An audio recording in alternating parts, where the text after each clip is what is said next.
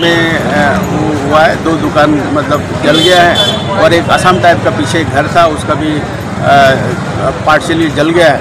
तो बाकी जो है हम लोगों ने 9 फायर टेंडर्स इसमें ला के इसको जो आग था इसको बुझाया है और अभी तक सिचुएशन नॉर्मल है। और इसका जो कॉज ऑफ फायर है जिसके कारण से आग लगा इसके लिए हम इन्वेस्टिगेशन कर रहे हैं और बाकी जो लॉस हुआ है यहाँ पे जो लॉस हुआ है उसको हम एस्टिमेटेड करेंगे। और आपको ये कैसा लगा है, ये यहाँ का लोग क्या बोल रहे हैं?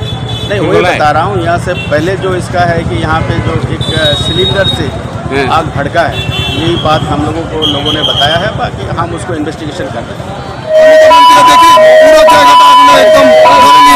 কিন্তু একটা দুঃখের বিষয় হলো আজকে আমাদের এখানে ফায়ার ব্রিগেড আছে, এই ফায়ার ব্রিগেডে পরিষেবা দিয়েছে একদম নিম্নমানের। কেননা আজকে দেখেছি এই পাইপ ফাটা, জল আনছে, আটা জল পড়ে যাচ্ছে। আপনারা সামনে দেখুন, ক্যামেরাটা ঘুরিয়ে একবার দেখুন, সব জল বেরিয়ে যাচ্ছে।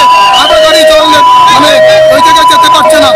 এইটাই কি আমাদের প্রাপ্য নাকি? শিলচর এত বড় শিলচর, আজকে এই যে আগে যে ফায়ার ব্রিগেড ছিল সেই ফায়ার ব্রিগেডে আছে, নতুন কোনো ফায়ার ব্রিগেড আসেনি।